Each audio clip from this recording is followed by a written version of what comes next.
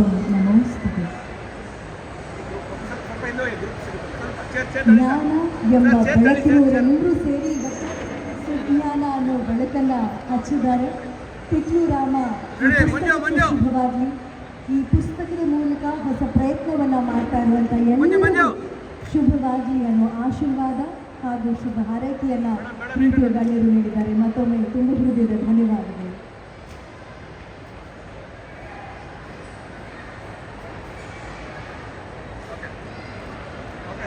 ಅಷ್ಟೇ ವೇದಿಕೆ ಮೂಲಕ ನಾವು ತಿಳಿಸೋದಕ್ಕೆ ಸಾಧ್ಯ. ಪ್ರೀತಿಯಿಂದ ಬಂದು ಆಶೀರ್ವಾದವನ್ನು ಪ್ರೋತ್ಸಾಹವನ್ನು ನೀಡ್ತಾ ಇರುವಂಥ ಈ ನಾಡಿನ ಕನ್ನಡವನ್ನು ಹಾಗೂ ನಾಡಿನ ಹಿರಿಮೆಯನ್ನು ತಮ್ಮ ಬರವಣಿಗೆ ಮೂಲಕ ಸುಂದರವಾಗಿ ಚೆಲ್ಲುವಂಥ ನಮ್ಮ ನಾಡಿನ ಹೆಮ್ಮೆಯ ಶ್ರೇಷ್ಠತೆಯನ್ನು ಸಾರಿದ ಕಾರಣ ನಾನು ಹೈಸ್ಕೂಲಲ್ಲಿ ಓದ್ತಿರ್ಬೇಕಾದ್ರೆ ದೊಡ್ಡರಂಗೇಗೌಡರು ಸಾಹೇಬರು ಅವರ ಒಂದು ಪ್ರವಚನ ಕೊಡ್ತಾ ಇದ್ರು ನಮ್ಮ ಸ್ಕೂಲಿಗೆ ಬಂದು. ಅವತ್ತು ನಾನು ಅಂದ್ಕೊಂಡೆ ಜೀವನದಲ್ಲಿ ಏನಾದರೂ ಒಂದು ಅವರ ದಾರಿನಲ್ಲಿ ನಾನು ನಡಿಬೇಕು. ಅಂದರೆ ನಾನು ಇಂಜಿನಿಯರಿಂಗ್ ತೊಗೊಂಡಿದ್ದೀನಿ. ಇದು ಹೆಂಗೆ ಸಾಧ್ಯ? ಅದಕ್ಕೂ ಒಂದು ಕಾರಣ ಇದೆ. ನನಗೆ ಕರ್ನಾಟಕದ ಚಾಮರಾಜನಗರದಿಂದ ಹಿಡಿದು ಮಹಾರಾಷ್ಟ್ರದ ಬಾರ್ಡರ್ ತೊದಲಬಾಗಿ ಅನ್ನೋ ವಿಲೇಜಿನವರೆಗೂ ನಾನು ಒಂದು ಸರ್ಕಾರಿ ಕೆಲಸ ಮಾಡಿಕೊಂಡು BBMPನಲ್ಲಿ 16 ವರ್ಷ ಕೆಲಸ ಮಾಡಿದ್ದೀನಿ. ಈ ಎಲ್ಲ ಒಂದು ಅನುಭವಗಳು ಇವತ್ತು ಜನತೆಗೆ ಏನೇನು ಕಷ್ಟಗಳು ಅನುಭವಿಸ್ತಾ ಇದ್ದಾರೆ ಅದನ್ನೆಲ್ಲ ಎಳೆಯಾಗಿ ಒಂದೊಂದಾಗಿ ಸ್ಟೇಜ್ ಬೈ ಸ್ಟೇಜ್ ಒಂದೊಂದು ಕೃತಿ ಮೂಲಕ ಅವರಿಗೆ ಏನು ಕಷ್ಟಗಳು ಯಾವ್ಯಾವ ಏರಿಯಾದಲ್ಲಿ ಏನೇನು ತೊಂದರೆಗಳಾಗ್ತದೆ ಅದ್ರ ಬಗ್ಗೆ ಒಂದೊಂದು ಮಾಹಿತಿ ಕೊಡಬೇಕು. ಇವಾಗ ಮೊದಲಿಗೆ ನಾನು ಏನು ಇದನ್ನ ಆರಿಸ್ಕೊಂಡೆ, ನಾನು ಪರಿಸರದ ಬಗ್ಗೆ ಜಾಗೃತಿ ಮೂಡಿಸೋದು ಒಂದೇ ಅಲ್ಲ, ಇವತ್ತು ನಮ್ಮ ಜನಗಳಿಗೂ ಅಷ್ಟೇ. ಇವತ್ತು ನೋಡಿದ್ರೆ ಪ್ರತಿಯೊಂದು ಸಂಸಾರದಲ್ಲೂ ಗಲಾಟೆ ಜಗಳ, ಇದರಿಂದ ಮಕ್ಕಳು ಓದೋದಕ್ಕೆ ಅವರ ಮನಸ್ಸಿನ ಮೇಲೆ ಆಗ್ತಕ್ಕಂಥ ಆಘಾತಗಳು ಪರಿಣಾಮಗಳು ಇದನ್ನೆಲ್ಲ ಮನಸ್ಸಲ್ಲಿ ಇಟ್ಕೊಂಡು ಒಂದು ಕೃತಿ ಮಾಡಿದೆ ನಾನು. ಅದು ತಿಕ್ಲು ರಾಮ ಅಂದರೆ ಯಾರಿಗಾದ್ರೂ ಒಬ್ಬ ಸಾಧಾರಣವಾದ ಮನುಷ್ಯ ಯಾರಿಗಾದ್ರೂ ಬುದ್ಧಿ ಹೇಳಕ್ಕೆ ಹೋದರೆ ಸಾಕು ಹೋಗಪ್ಪ ಕಂಡಿದ್ದೀನಿ ನಿನ್ನ ನೋಡ್ಕೊಂತ ಅಂದ್ಬಿಟ್ಟು ಹೇಳೋವಂಥ ಪರಿಸ್ಥಿತಿ ಬಂದಿದೆ ಇವತ್ತು. ಆದರೆ ಒಬ್ಬ ಹುಚ್ಚ ಒಂದು ದೊಣ್ಣೆ ಹೇಳ್ಕೊಂಡು ನಿಂತ್ಕೊಂಡ್ರೆ ಎಂಥರೂ ಮಾತು ಕೇಳ್ತಾರೆ, ಕೂತ್ಕೊಂಡ್ರೆ ನಿಂತ್ಕೊಂತಾರೆ. ಇದನ್ನು ನಾನು ಕಣ್ಣಾರೆ ನೋಡಿ ಒಂದು ಸನ್ನಿವೇಶದಲ್ಲಿ ಈ ಒಂದು ಅನುಭವ ನನಗೆ ಕೃತಿನ ತರಲಿಕ್ಕೆ ಒಂದು ಪ್ರೇರಣೆ ಆಯಿತು. ನಮ್ಮ ದೊಡ್ಡರಂಗೇಗೌಡರು ಸಾಹೇಬರ ಆಶೀರ್ವಾದ ಮತ್ತು ಒಂದು ನನ್ನ ಸುತ್ತಮುತ್ತ ನಡೆದಿರ್ತಕ್ಕಂಥ ಒಂದು ವಿದ್ಯಮಾನಗಳು ಏನಿದೆ ಇದು ನನಗೆ ಇವತ್ತು ಈ ಕೃತಿನ ತರಲಿಕ್ಕೆ ಈ ಒಂದು ಬರೀಲಿಕ್ಕೆ ಸಹಕಾರಿಯಾಗಿದೆ. ಇದರಲ್ಲಿ ನನಗೆ ಒಂದು ಆ್ಯಸ್ ಎ ಇಂಜಿನಿಯರ್ ಇದನ್ನು ಯಾವ ರೀತಿ ನಾನು ಕೃತಿ ರೂಪಕ್ಕೆ ತರಬೇಕು ಅಂತ ನನಗೆ ಕೆಲವೊಂದು ಕಷ್ಟ ತೊಂದರೆಗಳಿತ್ತು, ಅದರ ಅರ್ಥನೇ ಆಗ್ತಾ ಇರಲಿಲ್ಲ. ಅದಕ್ಕೆ ಮಾರ್ಗದರ್ಶನ ನೀಡಿದವರು ನಮ್ಮ ಶಿವಾನಂದ ಸರ್ ಅವರು. ಅವರ ಆಶೀರ್ವಾದ ಈ ರೀತಿ ಒಂದು ಕೃತಿ ಅಂದರೆ ಈ ರೀತಿ ಬರಬೇಕು, ಆ ರೀತಿ ಮಾಡಿ ಅವರ ಆಶೀರ್ವಾದ ತಗೊಂಡು ಈ ಒಂದು ಕೃತಿನ ರಚನೆ ಮಾಡಿದ್ದೀನಿ.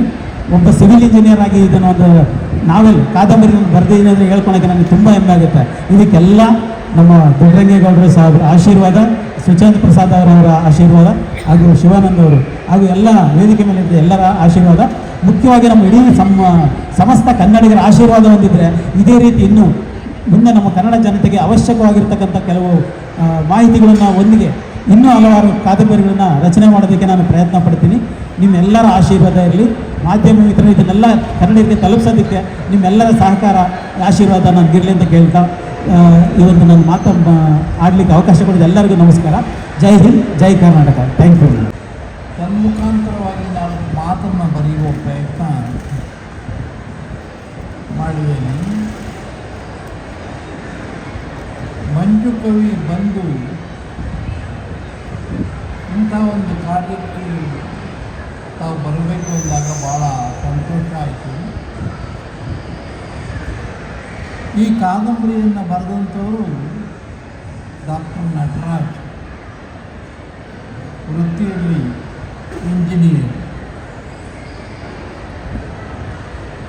ವಾಸ್ತವವಾಗಿ ಇದೊಂದು ಪರಿಸರ ಪ್ರೇಮದ ಕಥೆ.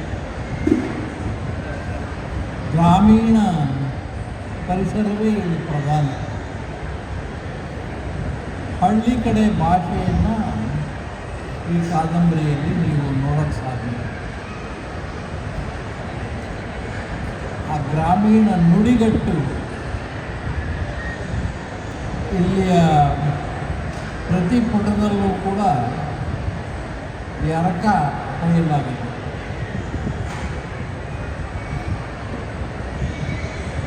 ಮಂಜು ಕವಿ ಇದಕ್ಕೆ ಸಂಗೀತ ನೀಡುವ ಪ್ರಯತ್ನವನ್ನು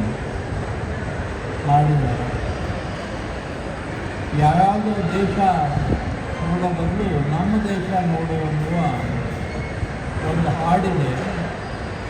ಆ ಹಾಡು ನಿಜವಾಗಿಯೂ ಕೂಡ ಇಷ್ಟ ಆಗುತ್ತೆ, ಕನ್ನಡಿಗರಿಗೆ ಇಷ್ಟ ಆಗುತ್ತೆ. ಲೋಕನೆಲ್ಲ ನೋಡ್ತೇವೆ, ಲೋಕನೆಲ್ಲ ಹೇಳ್ತೇವೆ, ಆದರೆ ವಾಸ್ತವವಾಗಿ ನಮ್ಮೂರಿನ ಬಗ್ಗೆ ಸರಿಯಾದ ತಿಳುವಳಿಕೆ ಇರಲಿಲ್ಲ. ಅಂಥ ತಿಳುವಳಿಕೆಯನ್ನು ನೀಡುವಂತಹ ಈ ಕಿತ್ತೂರು ರಾಮ ಒಂದು ಅಪರೂಪದ ವ್ಯಕ್ತಿತ್ವ ಅಂತೇಳಿ ಒಂದು ಅನ್ಸೋದಂಥವ್ರನ್ನ ಮತ್ತೋರ್ವ ಗೀತ ಸಾಹಿತಿ ಕರ್ಕೊಂಡ್ಬಂದು ಒಂದು ಪುಸ್ತಕ ರೂಪದಲ್ಲಿರುವಂಥ ತಿಕ್ಲು ರಾಮನನ್ನು ಇಂದು ಬಿಡುಗಡೆ ಮಾಡ್ತಿರೋದು ನಿಜವಾಗಿ ಸಂತೋಷ ಸಂಗತಿ. ಇದರಲ್ಲಿರುವಂಥ ಅಡಕ ಮಾನ್ಯ ಗೌರವದವರು ಹೇಳಿದ ಹಾಗೆ ಗ್ರಾಮೀಣ ಸೊಗಡು, ಗ್ರಾಮ್ಯವನ್ನು ಈಗ ನಾವು ತಾಪಮಾನ, ಹವಾಮಾನ ಮತ್ತು ಮಾನಾಪಮಾನ ಎಲ್ಲವನ್ನು ನೋಡ್ತಾ ಇದ್ದೇವೆ ದೇಶದಲ್ಲಿ. ಇಂಥವೆಲ್ಲದರ ನಡುವೆ ಪರಿಸರದ ಕುರಿತಾಗಿ ಅವರು ಇಟ್ಕೊಂಡಂಥ ಕಾಳಜಿಯನ್ನು ವ್ಯಕ್ತಪಡಿಸ್ತಾ ಇದೆ. ತಿಕ್ಲು ರಾಮ ಮಾಡ್ಬೋದಾದಂಥ ಅಷ್ಟು ಕೆಲಸವನ್ನು ಕಾದಂಬರಿ ಮುಖಾಂತರ ಸ್ಥಾಪಿಸಿಕೊಟ್ಟಿರುವಂಥ ಸಂಗತಿಗಳು ಇದೆಯಲ್ಲ, ಅವು ಓದುಗರೇ ಇಲ್ಲ ಈಗ, ಆದರೆ ಓದುಗರನ್ನೂ ಬಾರಿ ಹೇಳ್ಕೊಳ್ತೇವೆ. ಹಾಗೊಂದು ಈ ಥರದ ಪರಿಸರ ಪ್ರೇಮವನ್ನು ಕಾಳಜಿ ಮೀರಿಸಿಕೊಂಡಂಥ ಒಂದು ದೊಡ್ಡ ವರ್ಗ ಅದರ ಸಂತತಿ ಸಂವರ್ಧಿಸಲಿ, ಈ ಕೃತಿ ಅದಕ್ಕೆ ಸಹಕಾರಿಯಾಗಲಿ ಅಂತ ಹೇಳ್ಬೋದು. ತಿಕ್ಲು ರಾಮ ಕಾದಂಬರಿ ಮತ್ತು ಕಾದಂಬರಿ ಚಿತ್ರಕೃತಿಯಾಗಕ್ಕೆ ಹೊರಟಂಥ ಮಂಜು ಕವಿಯವರಿಗೆ, ನಟರಾಜರಿಗೆ, ಇವತ್ತಿನ ಈ ಕೃತಿಯನ್ನು ಪ್ರಕಟ ಮಾಡಿದ ಶಿವಾನಂದರಿಗೆ ತಮ್ಮ ಎಂದಿನ ಸ್ಫೂರ್ತಿಯನ್ನು ಇರಿಸಿಕೊಂಡು ಏರು ಇಳಿ ಎಲ್ಲವನ್ನು ಪಕ್ಕಕ್ಕಿರಿಸಿ ಪುಸ್ತಕ ಅನ್ನೊಂದು ಕೂಡಲೇ ಮಾನ್ಯ ಗೌರವ್ ಅವರು ಮತ್ತು ಡಾಕ್ಟರ್ ಭರತರು ಅವರು ಎಂದೂ ಇಂಥ ಕಾರ್ಯಕ್ರಮಗಳಿಗೆ ಸಾಕ್ಷಿಯಾಗ್ತಾರೆ. ಇದು ನಮಗೆ ಗಮನೀಯ ಮತ್ತು ಮಾದರಿ ಅಂತ ಅನಿಸುತ್ತೆ. ನಾವೆಲ್ಲ ಜೊತೆಗೆ ಬೆಳೀತಾ ಬಂದುಬಿಟ್ಟಿದ್ದೀವಿ. ನಮ್ಮ ಭಟ್ರು ಕೂಡ ಇಂಥ ಕಾರ್ಯಕ್ರಮವ ನಾನು ನಿರೂಪಿಸ್ತೀನಿ ಅಂತ ಹೇಳ್ತಾರೆ. ಈ ಎಲ್ಲೂ ವಿಶೇಷ ಅದನ್ನು ನಮ್ಮ ಚಂದ್ರು ಅಂತವರು ಇಲ್ಲಿರುವಂಥ ಎಲ್ಲರೂ ಈ ಮಾಧ್ಯಮದ ಮುಖಾಂತರ ನಾನು ಪಸರಿಸ್ತೀನಿ ಅಂತ ಹೇಳುವಂಥದ್ದು ಸಹ ಒಂದು ಧೀಶಕ್ತಿಯೇ. ಇಂಥ ಧೀಶಕ್ತಿಯ ನಿರಂತರತೆಯನ್ನು ಪಡ್ಕೊಳ್ಳಿ, ಅದು ಚಿರಂತನವಾಗಲಿ. ಅಕ್ಷರ ಮಾಧ್ಯಮದಲ್ಲಿ ಓದೋದು, ಪುಸ್ತಕ ಇರೋದು ಮಸ್ತಕಕ್ಕೆ ಬರುವ ರೀತಿಯಲ್ಲಿ ಅದು ಸಹಕಾರಿಯಾಗುವಲ್ಲಿ. ಯಾರೆಲ್ಲ ಗಲಾಟೆಯನ್ನು ಮಾಡ್ತಿದ್ದಾರೋ ಆ ಎಲ್ಲ ಗಲಾಟೆಗಳನ್ನೆಲ್ಲ ಕಮ್ಮಿ ಮಾಡಿಕೊಂಡು ಮನದ ಗದ್ದಲವನ್ನು ದೂರ ಮಾಡ್ಕೊಳ್ಳೋದಕ್ಕೆ ಇಂಥ ಪರಿಸರ ಪ್ರೇಮ ಇದೆಲ್ಲದನ್ನು ಬಿತ್ತುಕೊಳ್ಳುವಂತಾಗಲಿ. ಜಗತ್ತು ತನ್ನಷ್ಟಕ್ಕೆ ತಾನೇ ಸಾಕ್ತಲೇ ಹೋಗ್ತದೆ. ಪರಿವರ್ತನೆ ಜಗದ ನಿಯಮ ಅಂತ ಹೇಳ್ತೀವಿ. ಈ ಪರಿಯ ವರ್ತನೆ ಇದೆಯಲ್ಲ, ಗದ್ದಲದ ನಡುವೆಯೂ ನಾವು ಒಬ್ಬೊಬ್ಬ ಕಬೀರನ್ನ ಸ್ಥಾಪನೆ ಮಾಡ್ತೀವಿ ಅಂತ ಹೋಗ್ತೀವಲ್ಲ, ಇದು ವಿಶೇಷವಾದ್ದು. ಆ ಎಲ್ಲ ಕಾರಣಗಳಿಗೆ ಇಂಥ ಸಂಗತಿಗಳು ಗಮನೀಯ ಅಂತ ಅನಿಸುತ್ತೆ. ಮನನ ಆಗ್ಬೋದಾದಂಥ ಇಂಥ ಕೃತಿಗಳ ಸಂಖ್ಯೆ ಹೆಚ್ಚಾಗಲಿ. ನಟರಾಜರ ಅವರ ಲೇಖನಿಯ ಪಸೆ ಆರದೇ ಇರಲಿ. ಮಂಜು ಕವಿಯವರಂಥವ್ರಿಗೆ ಇಂಥ ಕೃತಿಗಳು ಅನೇಕವು ಸಾಕ್ಷೀಭೂತವಾಗಿ ಅನೇಕ ಈ ಥರದ ಕೃತಿಗಳನ್ನು ನಾವು ಚಿತ್ರ ಮಾಡ್ತಾ ಇರಲಿ. ಶಿವಾನಂದರು ಇಂಥ ಪುಸ್ತಕಗಳ ಅನೇಕವನ್ನು ತಮ್ಮ ಪ್ರಜ್ಞಾಲಯದಿಂದ ತರ್ತಾ ಹೋಗಲಿ. ಇನ್ನು ಇವತ್ತು ಅವರು ಪದೋಚ್ಚಾರ ಶಿರೋಮಣಿ ಅಂತ ಹೇಳಿದ್ದಾರೆ. ಕನ್ನಡವನ್ನು ಬಳಸಿದ ತಪ್ಪಿಗಾಗಿ ಇದನ್ನು ನಾವು ಅನುಭವಿಸಲೇಬೇಕು. ಯಾಕೆಂದರೆ ಕನ್ನಡವನ್ನು ಮಾತಾಡ್ಬಿಟ್ಟಿದ್ದೇವಲ್ಲ, ಇತರರು ಮಾತಾಡಲ್ಲ ಅನ್ನೋ ಕಾರಣಕ್ಕಾಗಿ ನಾನು ಸಿಕ್ಕಾಕೊಂಡ್ಬಿಟ್ಟೆ ಇವ್ರಿಗೆ. ಇಲ್ಲಿ ಯಾವ ಕನ್ನಡ ಸಾಹಿತ್ಯ ವಿಚಾರಕ್ಕೆ ಬಂದಾಗ ಒಬ್ಬ ದಡ್ಡ ಶಿಖಾಮಣಿಯನ್ನು ಕನ್ನಡ ಪದೋಚ್ಚಾರ ಶಿರೋಮಣಿ ಅಂತ ಹೇಳ್ತಿದ್ದಾರೆ. ಶಿಖಾಮಣಿ ಒಬ್ಬ ಶಿರೋಮಣಿ ಆಗಿದ್ದಾನೆ. ಅದು ನಮ್ಮ ಹಿರಿಯರಾದಂಥ ಮಾನ್ಯ ಗುರುಗಳು. ನಾನು ಅದನ್ನು ತುಂಬ ಅಭಿಮಾನದಿಂದ ಸ್ವೀಕಾರ ಮಾಡ್ತೇನೆ. ವಿಶ್ವಾಸದಲ್ಲಿ ಶ್ವಾಸ ಇದೆ ಅಂತ ಎಂದೂ ಹೇಳ್ಕೊಳ್ತೇವೆ. ಶ್ವಾಸವಿದ್ದರೆ ಮಾತ್ರ ವಿಶ್ವಾಸ ಪೂರ್ತಿಯಾಗುತ್ತೆ. ಅಭಿಮಾನದಲ್ಲಿ ಮಾನ ಇದೆ ಅಂತ, ಮಾನವಿದ್ದಲ್ಲಿ ಮಾತ್ರ ಅಭಿಮಾನ ಪೂರ್ಣವಾಗುತ್ತೆ. ಹಾಗಾಗಿ ಅಭಿಮಾನ ವಿಶ್ವಾಸದಿಂದ ಅವ್ರು ಕೊಡಮಾಡುವಂಥ ಇಂಥ ಅತಿಶಯ ಅಂತ ಅನಿಸ್ಕೊಳ್ಳುವಂಥ ಇಂಥ ಉಪಾಧಿಗಳನ್ನು ಇದೆಯಲ್ಲ, ಈ ಉಪಾಧಿಯನ್ನು ಸ್ವೀಕಾರ ಮಾಡಬೇಕಾದಂಥದ್ದು ತುಂಬ ಲಘುಬಗೆಯಿಂದ, ತುಂಬ ಅಭಿಮಾನದಿಂದ. ಆದರೆ ನಮಗೆ ಮನ್ನಣೆಯ ದಾಹ ಎಲ್ಲಕ್ಕೂ ಮಿಗಿಲು ತಿನ್ನುವುದು ಆತ್ಮವನೇ ಅಂತ ಗುಂಡಪ್ಪನವರು ಹೇಳಿಬಿಟ್ಟಿದ್ದಾರೆ. ಮನ್ನಣೆಯ ದಾಹ ಇದೆಯಲ್ಲ, ಅದು ತುಂಬ ಮಿಗಿಲಂತೆ, ಆದರೆ ಅದರ ಆತ್ಮವನ್ನು ತಿಂದುಬಿಡುತ್ತೆ. ಹೊಗಳಿಕೆಯ ಹೊನ್ನ ಶೂಲಕ್ಕೂ ಗಾಯವಾಗುತ್ತೆ, ನೋವಾಗುತ್ತೆ ಅಂತ ದೊಡ್ಡವರು ಹೇಳಿ ಹೋಗಿದ್ದಾರೆ. ಇದನ್ನು ತುಂಬ ವಿನೀತ ಭಾವದಿಂದ ಅವರು ಅಭಿಮಾನ ದೊಡ್ಡದು, ವಿಶ್ವಾಸ ದೊಡ್ಡದು ಅನ್ನೋ ಭಾವಕ್ಕಾಗಿ, ತಿಕ್ಲು ರಾಮದಲ್ಲಿ ನಡ್ಕೊಟ್ಟಂಥ ಅವಕಾಶಕ್ಕಾಗಿ, ಹಾಕಿದ ಅನ್ನಕ್ಕಾಗಿ, ಅನ್ನ ಅವಕಾಶಗಳಿಗಾಗಿ ನಾನು ಆಭಾರ ಮನ್ನಣೆ ವ್ಯಕ್ತಪಡುತ್ತೇನೆ. ಎಂದಿನಂತೆ ಸಭೆ ಮೇಲೆ ನಮ್ಮ ಅನುಪಮ ಭಟ್ರ ಜೊತೆಗೆ ತಮ್ಮೆಲ್ಲರೂ ತಾವು ಬಂದಿದ್ದೀರಿ. ಹಾಗಾಗಿ ನಾನು ಎಂದಿನಂತೆ ಬಾಗಿದ ಶಿರ ಮತ್ತು ಮುಗಿದ ಕರೆದ ನಮನದೊಟ್ಟಿಗೆ ಇದು ಸಾಕಾರಗೊಳ್ಳಿ ಅನುಕೂಲವಾಗಿ ಬಿಡ್ತೀನಿ. ನಮಸ್ಕಾರ.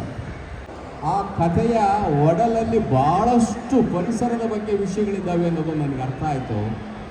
ಆಮೇಲೆ ಅವರ ಬರವಣಿಗೆ ಹೇಗಿರುತ್ತೆ ನೋಡೋಣ ಅಂತಂದಾಗ, ಅವರು ಆ ಕಾದಂಬರಿಯನ್ನು ಬರೆದು ತಂದು ನನಗೆ ತೋರಿಸಿದಾಗ ನಾನು ನಿಜಕ್ಕೂ ತುಂಬಾ ಖುಷಿ ಆಯಿತು ನನಗೆ. ಡಾಕ್ಟರ್ ನಟರಾಜ್ ಅವರು ಇದು ಮೊದಲ ಕಾದಂಬರಿ, ಮೊದಲ ಪ್ರಯತ್ನ ಇದು. ಈ ಮೊದಲ ಪ್ರಯತ್ನದಲ್ಲಿ ಇವರು ಇಷ್ಟು ವೈಶಿಷ್ಟ್ಯಪೂರ್ಣವಾಗಿ ಕಾದಂಬರಿಯನ್ನು ಬರೆದಿದ್ದಾರಲ್ಲ ಅಂತ ನನಗೆ ಭಾಳ ಸಂತೋಷ ಆಯಿತು. ಹಾಗೆ ನಾನು ರಂಗಕಮ್ಮಿ ಮಾಲತಿ ಸರೋಜ್ ಅವರ ಬಗ್ಗೆ, ಭಾನು ಮುಷ್ತಾಕ್ ಅವರ ಬಗ್ಗೆ ಪುಸ್ತಕವನ್ನು ಬರೆದಿದ್ದೆ. ಕನ್ನಡ ಪುಸ್ತಕ ಪ್ರಾಧಿಕಾರ ಪ್ರಕಟಣೆ ಮಾಡಿದೆ. ಮತ್ತು 12 ನಾಟಕಗಳು, ಕೃಷ್ಣದೇವರಾಯನ ಬಗ್ಗೆ ಕೇವಲ 12 ನಾಟಕಗಳನ್ನು ಬರೆದಿದ್ದೆ, ಅದು ಪ್ರಕಟಣೆಯಾಗಿದೆ. ನಂತರ ವಿಜಯನಗರ ಸಾಮ್ರಾಜ್ಯದ ಬಗ್ಗೆ 25 ನಾಟಕಗಳನ್ನು ಬರೆದಿದ್ದೀನಿ. ಕನ್ನಡ ಪುಸ್ತಕ ಪ್ರಾಧಿಕಾರ ಅದನ್ನು ಪ್ರಕಟಣೆ ಮಾಡ್ತಾ ಇದೆ. ಇದರ ಜೊತೆಯಲ್ಲಿ ನನ್ನದೇ ಆದ ಕಥಾ ಸಂಕಲನಗಳು, ಕಾದಂಬರಿಗಳು, ವ್ಯಕ್ತಿ ಕುರಿತಂತೆ ಅನೇಕ ಪುಸ್ತಕಗಳನ್ನು ನಾನು ಪ್ರಕಟಣೆ ಮಾಡಿದ್ದೀನಿ. ಡಾಕ್ಟರ್ ರಾಜವೀರ್ ಸರ್ ಅವರು ಈ ಪುಸ್ತಕದಲ್ಲಿ ಬರೆದಿದ್ದಾರೆ. ಪರಿಸರದ ಬಗ್ಗೆ ನಮಗೆ ಯಾವ ರೀತಿ ಪರಿಸರ ಅಂದರೆ ಏನು, ಪರಿಸರಕ್ಕೆ ಯಾವ ರೀತಿ ನಾವು ಕಾಳಜಿ ವಹಿಸಬೇಕು. ಇವತ್ತು ಪ್ರಕೃತಿ ಮಾತೆ ಇಲ್ಲ ಅಂದರೆ ನಾವು ಯಾರೂ ಇಲ್ಲ. ನಾವು ಇವತ್ತು ಜೀವನ ಪರ್ಯಂತ ನಾವು ಮನೆ ಕಟ್ಟಬೇಕು, ನಾವು ನಮ್ಮ ಮಕ್ಕಳನ್ನ ದೊಡ್ಡ ಮಟ್ಟದಲ್ಲಿ ಓದಿಸ್ಬೇಕು, ನಾವು ಆಸ್ತಿ ಮೇಲೆ ಆಸ್ತಿ ಮಾಡಬೇಕು ಅನ್ನೋದೆಲ್ಲ ಒಂದು ಸುಳ್ಳು. ಯಾಕೆಂದರೆ ಪ್ರಕೃತಿ ಮುಂದೆ ಯಾವುದೂ ಇಲ್ಲ. ನಮಗೆ ಪ್ರಕೃತಿ ಗಾಳಿ, ನೀರು, ಬೆಳಕು ಎಲ್ಲ ಕೊಟ್ಟಿದ್ದೀವಿ. ನಾವು ಪ್ರಕೃತಿಗೆ ಏನು ಕೊಟ್ಟಿದ್ದೀವಿ ಅಂತೇಳಿ ಈ ಪುಸ್ತಕದಲ್ಲಿ ಭಾಳ ಸ್ಪಷ್ಟವಾಗಿ ವರ್ಣನೆ ಮಾಡಿದ್ದಾರೆ.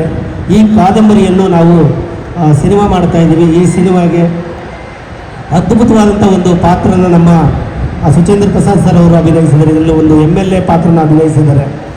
ಈ ತಿಕ್ಲೂರು ರಾಮ ಒಂದು ಕಾದಂಬರಿನ ಸಿನಿಮಾ ಮಾಡೋಕ್ಕೆ ಹೊರಟಿದ್ದೀವಿ. ಆ ಸಿನಿಮಾದಲ್ಲಿ ಒಂದು ಒಳ್ಳೆಯ ಪಾತ್ರ, ವಿಶೇಷವಾದ ಪಾತ್ರ ನಮ್ಮ ಸುಚೇಂದ್ರ ಪ್ರಸಾದ್ ಸರ್ ಅವರು ಅಭಿನಯಿಸಿದ್ದಾರೆ. ನಮ್ಮ ನಾಯಕ ನಟರಾದ ಡಾಕ್ಟರ್ ರಾಜವೀರ್ ಅವರು ಇದರಲ್ಲಿ ಒಂದು ಅದ್ಭುತ ನಾಯಕ ನಟನಾಗಿ ಅಭಿನಯಿಸಿದ್ದಾರೆ. ಇದಕ್ಕೆ ನಮ್ಮ ಶ್ರುತಿ GB ಅವರು ಒಂದು ಕೋ ಪ್ರೊಡ್ಯೂಸರ್ ಆಗಿ ನಮಗೆ ಸಾಥ್ ಕೊಟ್ಟಿದ್ದಾರೆ. ಈ ಕಾದಂಬರಿಗೆ ಆಶೀರ್ವಾದ ಮಾಡತಕ್ಕ ನಮ್ಮ ದೊಡ್ಡರಂಗೇಗೌಡರು ಸರ್ಗೆ ನನ್ನ ಮನಸ್ಫೂರ್ತಿ ನನ್ನ ಪ್ರಣಾಮಗಳನ್ನು ಅರ್ಪಿಸ್ತಾ ಇದ್ದೀನಿ. ಹಾಗೆ ಭರತ್ ಸರ್ ಅವರು ಬಂದಿದ್ದಾರೆ. ಹಾಗೆ ನನ್ನ ಆತ್ಮೀಯ ಸ್ನೇಹಿತರಾದಂಥ ನಮ್ಮ ಜಗದೀಶ್ ಅಣ್ಣವ್ರು ಬಂದಿದ್ದಾರೆ. ಅವ್ರಿಗೂ ನನ್ನ ಆತ್ಮೀಯವಾದಂಥ ತುಂಬ ಧನ್ಯವಾದಗಳನ್ನು ಹೇಳ್ತೀನಿ. ಹಾಗೆ ನಮ್ಮ ಈ ಚಿತ್ರಕ್ಕೆ, ನನ್ನ ಪ್ರತಿಯೊಂದು ಸಿನಿಮಾಗೆ ನನಗೆ ಬೆನ್ನೆಲುಬಾಗಿರ್ತಕ್ಕಂಥ ನನ್ನ ಆತ್ಮೀಯ ಸ್ನೇಹಿತರು ಅಂತ ಹೇಳ್ಬೋದು, ವಿನೋ ಮನಸ್ ಅವರು ಬಂದಿದ್ದಾರೆ. ಅವರು ನನ್ನ ಪ್ರತಿಯೊಂದು ಪ್ರಾಜೆಕ್ಟಿಗೆ ಒಂದು ಸಪೋರ್ಟ್ ಮಾಡಿಕೊಂಡು ಇಲ್ಲಿವರೆಗೂ ಅವರು ಸಿಂಪಲಾಗಿ ಅಲ್ಲಿ ಕೂತಿದ್ದಾರೆ. ಅವ್ರದ್ದು ಒಂದು ದೊಡ್ಡ ಶಕ್ತಿ ಅಂತ ಹೇಳ್ಬೋದು. ನನ್ನ ಬೆಳವಣಿಗೆ ಕೂಡ ಅವರು ಒಂದು ದೊಡ್ಡ ಶಕ್ತಿ ಅಂತ ಹೇಳ್ಬೋದು. ನಿಮ್ಮ ಪ್ರೀತಿ ವಿಶ್ವಾಸ ಯಾವಾಗಲೂ ಹೀಗೆ ಇರಲಿ ವಿನೋ ಸರ್ ನನ್ನ ಮೇಲೆ. ಹಾಗೆ ಹೆಚ್ಚಿನ ರೀತಿಯಲ್ಲಿ ತಿಕ್ಲೂರು ರಾಮ ಕಾದಂಬರಿನ ಎಲ್ಲ ಬುಕ್ ಸ್ಟಾಲಲ್ಲೂ ಇನ್ನು ಸಿಗುತ್ತೆ. ದಯವಿಟ್ಟು ಎಲ್ಲರೂ ನೋಡಿ ನಮ್ಮ ಈ ಒಂದು ಕಾದಂಬರಿಗೆ ಆಶೀರ್ವಾದ ಮಾಡಿ. ಹಾಗೆ ಕಾದಂಬರಿ ಮುಖಾಂತರ ಮಾಡ್ತಾ ಇರೋ ಒಂದು ಸಿನಿಮಾಕ್ಕೆ ನಿಮ್ಮೆಲ್ಲರ ಪ್ರೋತ್ಸಾಹ ಬೆಂಬಲ ಇರಲಿ ಅಂತೇಳಿ ನಾನು ಮನಸಾರ ಬೇಡ್ಕೋತಾ ಇದ್ದೀನಿ. ಸರ್, ಇದು ದೊಡ್ಡ ಮಟ್ಟದಲ್ಲಿ ಯಶಸ್ಸಾಗುತ್ತೆ ಸರ್. ನಮ್ಮ ಗುರುಗಳು ಹೇಳ್ದಂಗೆ ಮೊದಲನೇ ಅವರು ಬಂದು ಆಟೋಗ್ರಾಫ್ ತಗೊಂಡ್ರು. ಇವತ್ತು ಥಿಯೇಟ್ರ್ ಹತ್ರ ಬಂದು ಎಲ್ಲರೂ ನಿಮ್ಮನ್ನು ಆಟೋಗ್ರಾಫ್ ತಗೋತಾರೆ. ಈ ಗುರು ಹಿರಿಯರ ಮುಂದೆ ನಾನು ಹೇಳ್ತಾ ಇದ್ದೀನಿ, ನಿಮ್ಮ ಎಲ್ಲ ಕನಸು ನನಸಾಗಲಿ. ಇನ್ನು ಹೆಚ್ಚಿನ ಕಾದಂಬರಿಗಳು, ಈ ಥರ ಸಾಹಿತ್ಯಗಳು ನಿಮ್ಮ ಮುಖಾಂತರ ಆಚೆ ಬರಲಿ ಅಂತೇಳಿ ನಾನು ಎಲ್ಲ ಗುರು ಹಿರಿಯರ ಮುಖಾಂತರ ನಾನು ಮನಸಾರೆ ಬೇಡ್ಕೋತಾ ಇದ್ದೀನಿ. ಈ ಒಂದು ಕಾದಂಬರಿ ಮೇಲೆ ನಿಮ್ಮೆಲ್ಲರ ಪ್ರೀತಿ ಪ್ರೋತ್ಸಾಹ ಇರಲಿ ಅಂತೇಳಿ ನಾನು ಕೇಳ್ಕೊತಾ ಇದ್ದೀನಿ. ಹಾಗೆ ನಮ್ಮ ಈ ಕಾದಂಬರಿಗಾಗಲಿ ನಮ್ಮ ಸಿನಿಮಾಗಾಗಲಿ ಬೆನ್ನೆಲುಬಾಗಿರ್ತಕ್ಕಂಥ ನಮ್ಮ ಶ್ರುತಿ GB ಅವರಿಗೆ ಕೂಡ ನನ್ನ ತುಂಬ ಧನ್ಯವಾದಗಳನ್ನು ತಿಳಿಸ್ತಾ ನನ್ನ ಮಾತುಗಳನ್ನು ಮುಗಿಸ್ತಾ ಇದ್ದೀನಿ. ಕಾದಂಬರಿ ತೊಗೊಂಡು ಓದಿ ಮೂವಿನ ನೋಡಿ ಒಂದ್ಸಲ ನಮ್ಮ ಟೀಮಿಗೆ ಒಂದು ಸಪೋರ್ಟ್ ಮಾಡಿ ದಯವಿಟ್ಟು. ಹೊಸದಾಗಿ ಅವ್ರೇನೋ ಬರೆದಿದ್ದಾರೆ, ಅವ್ರ ಫೀಲ್ಡೇ ಬೇರೆ. ಸಿವಿಲ್ ಇಂಜಿನಿಯರ್ ಆಗಿ ಒಂದು ಕಾದಂಬರಿಯನ್ನು ಬರೆಯೋದು ಬಾಯಲ್ಲಿ ಹೇಳೋಷ್ಟು ಸುಲಭ ಅಂತೂ ಅಲ್ಲ, ಎಲ್ಲರೂ ಬರೀಲಿಕ್ಕೂ ಆಗಲ್ಲ. ಅವರು ಬರೆದಿದ್ದಾರೆ, ಅದನ್ನು ಒಂದ್ಸಲ ದಯವಿಟ್ಟು ಎಲ್ಲರೂ ನೋಡಿ. ನೀವೆಲ್ಲರೂ ಇಷ್ಟಪಡ್ತೀರಿ ಅಂತ ನಮ್ಗೆ ಅನಿಸುತ್ತೆ. ಒಂದ್ಸಲ ನೋಡಿ ನಮಗೆಲ್ಲ ಸಪೋರ್ಟ್ ಮಾಡಿ, ಅಷ್ಟೇ ಹೇಳೋದು. Thank you. ಯಾವ ಬಡ್ಜೆಟು ನೋಡಲ್ಲ. ಫಸ್ಟ್ ವ್ಯಕ್ತಿ ಅವರಿಗೆ ಇಷ್ಟ ಆಗ್ಬಿಟ್ರೆ ಮಧ್ಯರಾತ್ರಿ ನೀವು ಫೋನ್ ಮಾಡಿದ್ರು ರಿಸೀವ್ ಮಾಡ್ತಾರೆ. ಖಂಡಿತವಾಗಿಯೂ ಯಾವ ನಿರ್ದೇಶಕರಿಗೂ ಅವರು ತೊಂದರೆ ಕೊಡೋಂಥ ಉದ್ದೇಶ ಅವ್ರಿಗಿಲ್ಲ. ಕಾನ್ಸೆಪ್ಟ್ ಇಷ್ಟ ಆಗಬೇಕು, ಕತೆ ಇಷ್ಟ ಆಗಬೇಕು, ಕಥೆಯಲ್ಲಿ ಗಟ್ಟಿತನ ಇರಬೇಕು, ನಿನ್ನಲ್ಲಿ ಇರೋ ಒಂದು ಸತ್ಯ ಅವ್ರಿಗೆ ಗೊತ್ತಾಗಬೇಕು. ಆ ಸತ್ಯ ಗೊತ್ತಾಯಿತು ಅಂದರೆ ಖಂಡಿತವಾಗಿ ಅವರು ದೊಡ್ಡ ಮಟ್ಟಕ್ಕೆ ಸಹಾಯ ಮಾಡ್ತಾರಂತ ಈ ಮಾಧ್ಯಮದ ಮುಖಾಂತರ ನಾನು ಹೇಳಲಿಕ್ಕೆ ಇಷ್ಟಪಡ್ತೀನಿ. ಆಮೇಲೆ ಅಷ್ಟೇ ಸರ್, ಶೂಟಿಂಗ್ ಸಮಯದಲ್ಲಿ ಅಷ್ಟೇ ಯಾವುದೇ ರೀತಿಯಂದು ಎಲ್ಲರೂ ಅದು ಬೇಕು ಇದು ಬೇಕು ಯಾವುದೂ ಇಲ್ಲ ಸರ್. ಅಲ್ಲೇ ಕೂತ್ಕೊಂಡು ಊಟ ಮಾಡಿಬಿಡ್ತಾರೆ. ಪ್ರತಿಯೊಂದು ಒಬ್ಬ ನಿರ್ದೇಶಕ ಏನು ಕೆಲಸ ಮಾಡಬೇಕು ಆ ಕೆಲಸನ ಅರ್ಧ ಕೆಲಸ ಅವ್ರು ನಿಭಾಯಿಸ್ತಾ ಇರ್ತಾರೆ. ಅದು ಒಂದು ದೊಡ್ಡ ಹೆಮ್ಮೆ ಇದೆ ಸರ್. ನಿಮ್ಮ ಒಂದು ಪ್ರೀತಿ ವಿಶ್ವಾಸ ಸರ್ ಯಾವಾಗಲೂ ನಮ್ಮ ಮೇಲೆ ಹೀಗೆ ಇರಲಿ ಅಂತೇಳಿ ನಾನು ಮನಸಾರೆ ಕೇಳ್ಕೊತಾ ಇದ್ದೀನಿ.